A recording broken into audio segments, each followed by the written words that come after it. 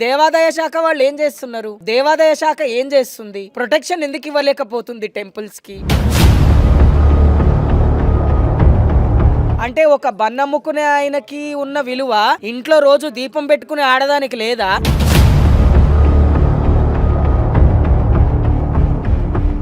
మేము హిందువులము, Hindu Muslims bye bye అంటున్నాం కానీ ముస్లిమ్స్ ఎవరన్నా ముస్లిమ్స్ హిందూస్ బాయ్ బాయ్ అని అంటున్నారా? అరే మేమే చెప్పాలనా ప్రతిసారి? అసలు మేము ఎందుకు కొట్లాడుకోవాలయ్యా? పోలీసులు ఎందుకు వచ్చారు ఇక్కడికి? చెడుకి అట్రాక్ట్ అవ్వకుండా మంచిని తీసుకోవాలి అనుకున్నప్పుడు ఇలాంటి టెంపుల్ విషయంలో ఎందుకు ఇన్ఫ్లుయెన్సర్స్ ముందుకు రావట్లేదు? ఇప్పుడు ఒక హిజ్రా వెళ్ళి ఒకళ్ళు తలకాయ వాళ్ళకి కొడితే అందరు ఇన్ఫ్లుయెన్సర్స్ వచ్చి హిజ్రాలు దొంగతనాలు చేస్తున్నారు, హిజ్రాలు రాబరీలు చేస్తున్నారు అన్నారు కదా. ఈ రోజు ఇదే హిజ్రాలు ఒక గుడి కోసం కూర్చున్నప్పుడు ఈ ఇన్ఫ్లుయెన్స్ అందరు ఏడిపోయి పూజ చేద్దామంటే చాలు ఆడ నుంచి లోపలికి వస్తారు. ఏంది మీ పని ఏంది, ఈడ ఏం చేస్తున్నారు? మరి ఇంత జరుగుతుంది ఇప్పుడు రావట్లేదండి ఇంట్లోకి బయటికి రావటంలో మరి ఏందో అప్పుడు మీ అన్న మీ దాంట్లో అజా అవుతుంది కదా, మీకు రెస్పెక్ట్ ఇచ్చి మేము ఎన్నో పొద్దుగల 4 గంటలకి అజా అవుతుంది, ఇంకా దాని తర్వాత 8 గంటలకి అవుతుంది. అది నిద్రపోయిన టైం డిస్టర్బ్ చేసినాక మనం అడగము. ఎందుకంటే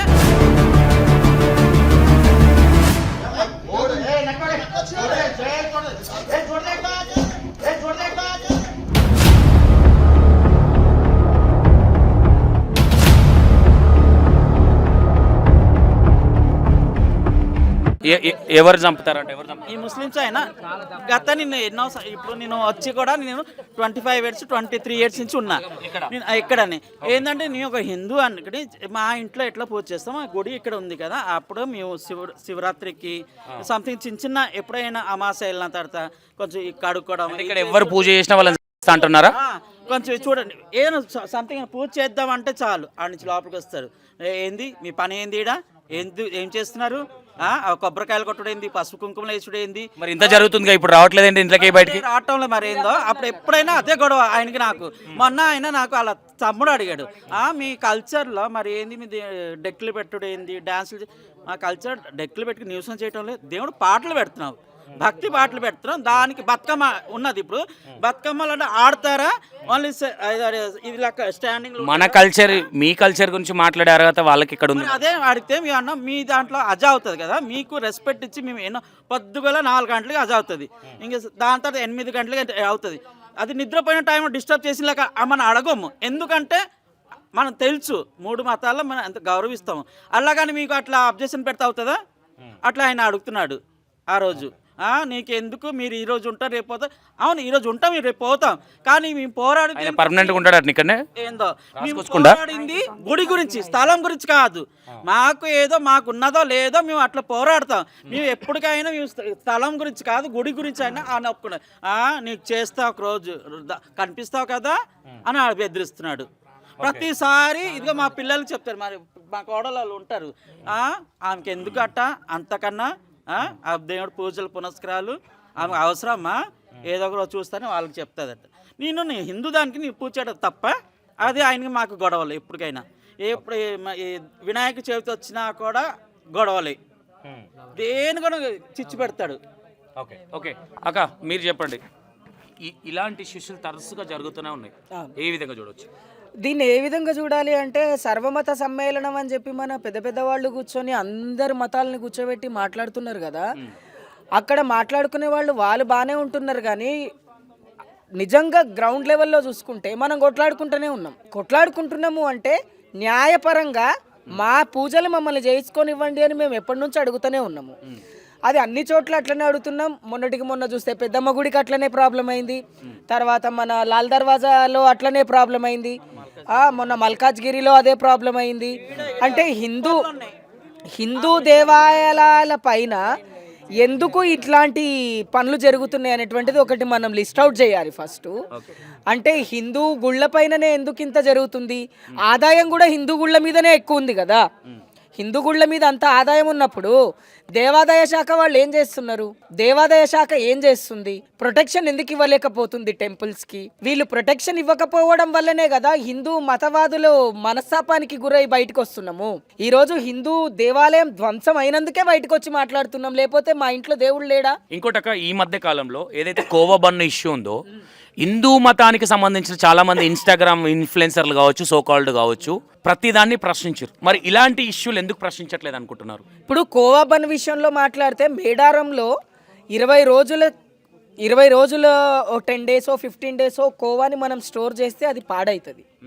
పాడైనందుకు వాళ్ళు న్యూస్ చేశారేమో, లేకపోతే అక్కడ ఫుడ్ పాయిజనస్ ఫుడ్ అయ్యిందో ఏమో, ఎందుకంటే అక్కడ ఎవరు చెక్ చేశారో చెక్ చేయలేదో మనకు తెలియదు. నేను లేను, నువ్వు లేను, న్యూస్ చూసినాం, అది వైరల్ అయింది. తర్వాత ఆయన ఒక ఇండివిజువల్గా ఒక మిడిల్ క్లాస్ మనిషి, కోవా బన్ అమ్ముకునే మనిషి, ఆయనకు అందరూ వాట్సాప్లు చేశారు, అందరూ గూగుల్ పేలు చేశారు. నాగబాబు దగ్గర నుంచి మన లోకేష్ వరకు ఆయన దగ్గరకు వచ్చి అందరూ హెల్ప్ చేశారు. అంటే ఒక బన్ అమ్ముకునే ఆయనకి ఉన్న విలువ ఇంట్లో రోజు దీపం పెట్టుకునే ఆడదానికి లేదా? అంటే ఇక్కడ ఒకటే అంటే హిందువులు ముస్లిమ్స్కి అంత రెస్పెక్ట్ ఇస్తూ ఉంటే ముస్లిమ్స్ ఎందుకు రెస్పెక్ట్ ఇవ్వట్లేదు అనుకోవచ్చు. వాళ్ళు రెస్పెక్ట్ ఇవ్వడం కాదు, వాళ్ళకి అవసరం లేదు. అంటే మనకు సిగ్గులేక మనం వాళ్ళకి రెస్పెక్ట్ చేస్తున్నామేమో అని నాకు అనిపిస్తుంది. అంటే ఇప్పుడు మీరు అన్నట్టుగా ఏదైతే మనం అనుకుంటున్నాం కదా, మేము హిందువులము, హిందూ ముస్లిమ్స్ బాయ్ బాయ్ అంటున్నాం, కానీ ముస్లిమ్స్ ఎవరన్నా ముస్లిమ్స్ హిందూస్ బాయ్ బాయ్ అని అంటున్నారా? మరి దాన్ని కూడా మనం పరిగణనలోకి తీసుకోవాలి. ఏదైతే మీరు అన్నట్టుగా అక్కడ ఖరాబ్ అయిందో, అక్కడ ఏదైతే ఉందో లీగల్ గా యాక్షన్ తీసుకునే వాళ్ళు ఉంటారు, ఫుడ్ డిపార్ట్మెంట్ వాళ్ళు ఇయ్యలేదు కాబట్టి జెన్యున్ గా హిందూ వాళ్ళు సపోర్ట్ చేయడం అనేది జరిగింది. అంటే తప్పు అనేది, అంటే ముస్లిమా హిందూ అనేది పక్కన పెడితే హ్యూమన్ బీయింగ్ గా ఎవరమైనా సరే తప్పు ఉంటేనే తప్పనాలి, తప్పు లేనిది ఒక వ్యక్తిని నిందించొద్దు అనేది ఇంటెన్షన్. అక్కడ ఏదైతే మేడారంలో జరిగిన ఇష్యూ ఏదైతే ఉందో అక్కడ తప్పు లేదు కాబట్టి సపోర్ట్ చేశారు అనుకోవచ్చా? తప్పు లేదు కాబట్టే సపోర్ట్ చేశారు అనుకోవచ్చు, కానీ అది చాలా పెద్ద క్రైమ్. ఈ ఏదైతే కోవా అనేది ఉందో, కోవా మీద చాలా పెద్ద చర్చలు నడుస్తున్నాయి. ఇప్పుడు ఏదైనా సరే వాట్ ఎవర్, చంద్రముఖి గారు ఎవరైతే ఉన్నారో ఓ ట్రాన్స్జెండర్లా ఇక కొన్ని రోజుల ముందు కూడా ట్రాన్స్జెండర్ కమ్యూనిటీలో కూడా కొంతమంది రౌడీలాగా మీద పడి కొట్టిన సందర్భాలు ఉన్నాయి. ఇప్పుడు ఒకరు చేసిన దానికి అందరికీ రుద్దడం అనేది కరెక్ట్ కాదు కదా. ఇప్పుడు ఇక్కడ ఏదైతే ఇష్యూ ఉందో కోవా బన్ను ఇష్యూ, ఇప్పుడు ఎవరో ముస్లిం ఉంచిండనో లేదంటే తూక్ చేసిండనో లేదంటే ఇంకోటి చేసిండనో అనే ముందు ఇతను ఏం చేసిండు అనేది నిజాలు బయట పెట్టకుండా ఒక ఇండివిజువల్ మీద మనము అది ఏమంటారంటే పిచ్చుక మీద బ్రహ్మాస్త్రం అనేది ఎప్పుడు వేయకూడదు. ఎవరు చిన్నోళ్ళని చిన్నోళ్ళలాగానే చూడాలి, పెద్దోళ్ళని పెద్దోళ్ళలాగానే చూడాలి. ఆ విషయాన్ని నేను కూడా ఒప్పుకుంటా. నేను ఈ రోజు కూడా చెప్తున్నా కదా, జరిగిన వాస్తవాలు ఏంటో తెలుసుకొని తర్వాతే దాని గురించి మనం మాట్లాడి దానిపైన ఒక కొలికి రావాలి తప్ప అన్యాయంగా ఏ మనిషిని ఇంకొక మనిషి బాధ పెట్టకూడదు. మనిషి అంతే అన్యాయంగా. ఇప్పుడు నేనైనా సరే, నువ్వైనా సరే, ఆడ మగ లేకపోతే ట్రాన్స్జెండర్ ఇవన్నీ నేను అనను. మనిషిని మనిషి బాధ పెట్టరాదు, ఎటువంటి రకమైనటువంటి బాధ పెట్టరాదు. కాబట్టి నేను ఆ విషయాన్ని చెప్పదలుచుకున్నాను. ఫైనల్గా మీ ఇంటెన్షన్ ఏంటి? ఫైనల్గా మీరు ఇక్కడ ధర్నా చేయకుండా ఇదంతా ఉండాలంటే ఏం చేయాలి? అసలు మేము ధర్నా చేయాలనుకోలేదు, లేకపోతే మేము గొడవ చేయాలి అనుకోలేదు. కేవలం మేము మా శివాలయం, నేను చీర కట్టినప్పటి నుంచి మేమందరము ఆ శివయ్యని నమ్ముకొని మమ్మల్ని అర్ధనారీశ్వరులుగా పోల్చేటువంటి ఈ హిందూ మత సాంప్రదాయంలో ఉన్నాం కాబట్టి మా శివయ్యకు మేము కాంపౌండ్ వాలే కట్టాలనుకుంటున్నాం. గుడి కూడా కట్టాలనుకోవట్లేదు. ఎందుకు అనుకోవట్లేదు అంటే ఆల్రెడీ అక్కడ ప్రత్యక్షంగా కొన్ని ఏళ్ళ నుంచి ఉన్న చరిత్ర నంది ఉంది. అక్కడ నంది ఉందంటే అక్కడ శివయ్య ఉన్నట్టే మా దృష్టిలో. ఎవరికి కనబడకపోయినా నిలబెత్తు శివయ్య మాకు కనబడతాడు అక్కడ శివరాత్రి పూట దండం పెట్టుకుంటే. మా కాంపౌండ్ వాల్ కట్టుకోవాలనుకుంటున్నాం, దానికి మాకు పబ్లిక్ సహకరించండి. అండ్ హిందూ దేవాలయాల పైన ఇలాంటి కొంతమంది ముస్లిం వ్యక్తులు ఎవరైతే వ్యతిరేకిస్తున్నారో వాళ్ళని ప్రభుత్వం మైండ్ వాష్ చేయాలి ఖచ్చితంగా కూర్చోబెట్టి. అరే మేమే చెప్పాలనా ప్రతిసారి? అసలు మేము ఎందుకు కొట్లాడుకోవాలయ్యా? పోలీసులు ఎందుకు వచ్చారు ఇక్కడికి? ఇంతకుముందు ఒక క్వశ్చన్ అడిగినా, మేము పాలకోవా ఇష్యూ ఎందుకు తీసిన అంటే ఇన్ని ఇష్యూస్ జరుగుతుంటే కూడా హిందూ మతానికి సంబంధించిన వాళ్ళు కావచ్చు, ముస్లిం కమ్యూనిటీకి సంబంధించిన వాళ్ళు కావచ్చు, ఎవరు అంత రియాక్ట్ అవ్వలేదు. మరి ఆ పాలకోవా ఇష్యూ గురించి అంత పర్సనల్ గా తీసుకుంటే ఏ విధంగా చూడొచ్చు? ఇట్లా అంటే ఇప్పుడు మీరు ఒకటి ట్రెండింగ్ న్యూస్ ని ఫాలో అవుతుంది.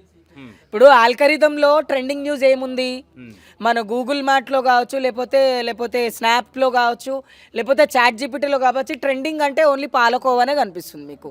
శివుడు కనిపిస్తుంది. ట్రెండింగ్ స్టార్ట్ చేసిందే ఇన్స్టా ఇన్ఫ్లుయెన్సర్స్ కదా. ఇన్ఫ్లుయెన్సర్స్ స్టార్ట్ చేసిర్రు. ఒకటి ఇన్ఫ్లుయెన్సర్స్ డ్యూటీ ఏంటి అంటే, ఇన్ఫ్లుయెన్సర్స్ అంటే మీ మాటలతో మీరు 10 మందిని మంచికి ప్రేరేపించేటప్పుడు ఈ మంచి ఎందుకు కనపడట్లేదు మీకు? అది మీరు తప్పనట్లే, పాలకోవది మీరు మంచిగా చేసిరు, కాకపోతే ఇలాంటివి కూడా రియాక్ట్ అవ్వాలనేదా మీ ఇంటెన్షన్?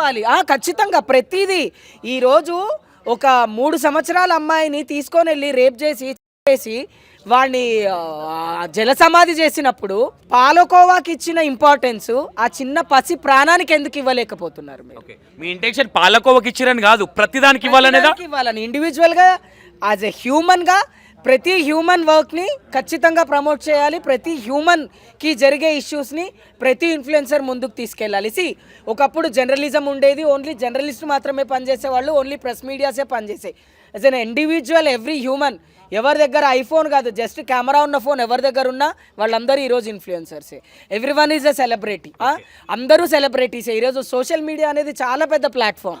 ఆ సోషల్ మీడియాలో ఎంత మంచి చూపిస్తున్నారో అంత చెడు చూపిస్తున్నారు. చెడుకి అట్రాక్ట్ అవ్వకుండా మంచిని తీసుకోవాలి అనుకున్నప్పుడు ఇలాంటి టెంపుల్ విషయంలో ఎందుకు ఇన్ఫ్లుయెన్సర్స్ ముందుకు రావట్లేదు? ఇప్పుడు ఒక హిజ్రా వెళ్ళి ఒకళ్ళు తలకాయ వలకు కొడితే అందరు ఇన్ఫ్లుయెన్సర్స్ వచ్చి హిజ్రాలు దొంగతనాలు చేస్తున్నారు, హిజ్రాలు రాబరీలు చేస్తున్నారు అన్నారు కదా. ఈరోజు ఇదే హిజ్రాలు ఒక గుడి కోసం కూర్చున్నప్పుడు ఈ ఇన్ఫ్లుయెన్స్ అందరు ఏడిపోయారు. ఏం చేస్తారు వీళ్ళందరూ? ఎప్పుడూ ఒకటి మనం అర్థం చేసుకోవాల్సింది ఏంటంటే, న్యూస్ అనేది every news is a news. దాంట్లో బెస్ట్ ఏది అని వెతకూడదు, మనం ఏది బెస్ట్గా ప్రొజెక్ట్ చేస్తామనేది ఇంపార్టెంట్ నా దృష్టిలో. కాబట్టి దాన్నే మనం ముందుకు తీసుకెళ్ళాలి. ఫైనల్గా ఇన్స్టా ఇన్ఫ్లుయెన్సర్లకు ఏం చెప్పబోతున్నారు వన్ వర్డ్లో? అంటే హిందూ ఇన్ఫ్లుయెన్సర్సే ఉన్నారు, ముస్లిం ఇన్ఫ్లుయెన్సర్స్ ఉన్నారు, లేకపోతే క్రిస్టియన్ ఇన్ఫ్లుయెన్సర్స్ ఉన్నారని కాదు. They are Holi spiritual books of 3 in are India: Bible, Quran, Bhagavad Gita. Bible ఒక దగ్గర ఆగిపోయింది, ఖురాన్ ఒక దగ్గర ఆగిపోయింది, భగవద్గీత ఎక్కడ ఆగలేదు. ఎందుకు ఆగలేదు అంటే భగవద్గీతతో పాటు ఎన్నో పుస్తకాలని అటాచ్ చేసింది కాబట్టి అంత పెద్ద లైబ్రరీని తలగబెట్టిండు ఒక ముస్లిం రాజు. అంత పెద్ద లైబ్రరీని తలగబెట్టింది ఒక ముస్లిం రాజు అనేది నేను మళ్ళీ గుర్తు చేస్తున్నాను. కాబట్టి ఇన్ఫ్లుయెన్సర్స్ అందరికీ నేను ఒకటే చెప్తున్నాను, if you are human, if you are breathing, if you are born from your mom womb, as a human, respect every gender, respect every religion and support every individual person who are facing problem. Thank you. విన్నారు కదా వాళ్ళు ఏం చెప్తా ఉన్నారంటే, ఆ ఇష్యూని take up చేయడం మేము అబ్జెక్షన్ చేయట్లా, కానీ ఇక్కడ జరిగే ఇష్యూస్ కూడా ఇన్ఫ్లుయెన్సర్స్ ఎవరైతే ఉన్నారో వాళ్ళు ఈ ఇష్యూలు కూడా బయటికి తీసుకురావాలి కదా. మేము ఒక వారం 15 రోజుల నుంచి, ఒక 1 మంత్ నుంచి దీని గురించి కొట్లాడుతూ ఉన్నాం. ఈ బీరప్ప గడ్డకు సంబంధించిన ఈ గుడి ఏదైతే శివాలయం గుడి ఉందో ఈ గుడి గురించి కొట్లాడుతూ ఉన్నాం. ఈరోజు ఇన్స్టా ఇన్ఫ్లుయెన్సర్లు అందరూ ఎక్కడ పోయారు అనేది వాళ్ళు క్వశ్చన్ చేస్తూ ఉన్నారు. రైట్, చూద్దాం అంటే ఎక్కడ దాకా వెళ్తుంది ఈ ఇష్యూ, ఏం జరగబోతుంది అనేది. ఓకేనా? Right, thank you so much. ఇప్పుడు నేనున్నాను, మా ట్రాన్స్ కమ్యూనిటీలో చెడు ఏదైనా చేస్తే మాత్రం ఖచ్చితంగా వెంటనే విత్ ఫ్యాక్షన్ ఆఫ్ సెకండ్స్ చాలా స్పీడ్గా స్ప్రెడ్ అయిపోతుంది. సో నేను ఎవరిని బ్లేమ్ చేయట్లేదు. ఇక్కడ జరుగుతుంది ఏది అంటే మా ఆవేదన వ్యక్తపరుస్తున్నాం. అలాగే మంచి పనులు చేసినప్పుడు కూడా ఇలాంటి న్యూస్ని స్ప్రెడ్ చేయండి దయచేసి. మీడియా సహోదరులందరినీ కూడా మేము చేతులెత్తి నమస్కరించి అడిగేది ఏంటి అని అంటే, ఇలాంటి మంచి పనులు చేసినప్పుడు కూడా దీన్ని మీరు ఆన్ స్క్రీన్ చూపిస్తే చాలా మంచిది. ఇప్పుడు ఏంది అని అంటే, బీరప్పగడ్డలో కొన్ని ఏళ్ళుగా ఉన్న ఈ శివాలయాన్ని కట్టడానికి ఒక ఫ్యామిలీ ఆపుతున్నారు. మరి వాళ్ళకి ఎటువంటి అబ్జెక్షన్ ఉంది, ఎందుకు ఆపుతున్నారు? వాళ్ళకి ఎవరికి కూడా ఇప్పుడు మన ఫ్యామిలీ ఆపుతుందా, ఫ్యామిలీ వెనక ఇంకెవరైనా ఉన్నారా అనుకుంటున్నారా? ఒక ఫ్యామిలీ వాళ్ళకి ఏంటి అంటే రావడానికి పోవడానికి దారి సరిపోదు, అది మళ్ళీ మాకు ఇబ్బంది అవుతుంది అన్న ఒక ఉద్దేశంతో వాళ్ళు ఆపుతున్నారు. ఇప్పుడు చూడండి, take me as example, I'm myself Aarti Yadav, but I respect the Muslim culture also. Today, the first day, I'm doing my fasting, Rosa fasting. So when we are respecting every religion, why don't you people are coming forward? ఎప్పుడు కూడా చూస్తే మేము ఇది అంటారు, మేము అది అంటారు, ఇలా కాదు కదా. మనం ఇలాంటి పనులు చేసినప్పుడు కూడా మనం ముందుకు రావాలి. ఒక మాట చెప్తాను, ఇప్పుడు చిన్న పిల్లని ఒక విధంగా ఇబ్బంది పెడితేనే మీరు అందరు కూడా ఇది అలా ఇలా అని చెప్పారు. ఏంటి ఇలాంటి పనులప్పుడు ఎందుకు రారు?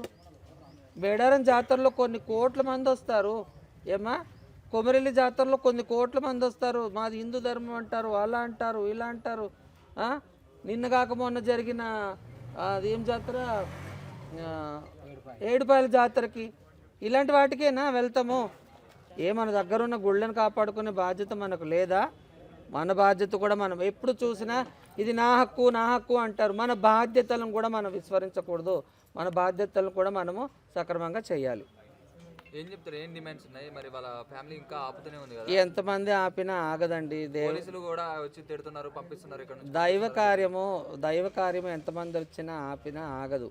అది ఆగని పని. అది ఏదో ప్రయత్నం చేస్తున్నారు. ఇప్పుడు కొండకి వెంట్రుకను కట్టి లాగితే వస్తుందా? రాదు. అంతే. అది చేసే ప్రయత్నం చేసుకోనియండి. ఖచ్చితంగా ఒక రోజు ఇక్కడే ముస్లిమ్స్ కూడా రెస్పెక్ట్ ఇచ్చి పాస్టింగ్ చేస్తున్నా అని చెప్తున్నారు. కాకపోతే ఇక్కడ ఉన్న ముస్లిమ్స్ ఒక హిందూ దేవాలయాన్ని గోడ కట్ట నీకుండా ఆపుతున్నారు. అదే చెప్తున్నాను. వాళ్ళకి అవగాహన లేకపోవడం. ఏంది అని అంటే మేము దీనికే స్టిక్ కాను అంటే ఒకటి ఏమని మర్చిపోయారంటే మేము మనుషులం అనేది మర్చిపోయారు. మానవత్వము మనుషులము అనేది మర్చిపోయారు. కేవలం ఏంది అని అంటే మా మతము ఏ మతం ఎవరికి అన్నం పెట్టదండి. కష్టం చేసుకుంటేనే అన్నం. ఎవరికైనా సరే తప్పుగా అనుకోవద్దు. ఎవరైనా కష్టపడితేనే అన్నం. అవునా? ఇలాంటి ప్రయత్నాలు ఎన్ని చేసినా ఇది ఆగదు. ఇది ఇక్కడితోనే ఆగిపోతుంది అనుకుంటే చాలా తప్పండి. ఒకరోజు ఇక్కడ గుడి కట్టడం జరుగుతుంది, ఇక్కడ పూజలు జరగడము జరుగుతుంది.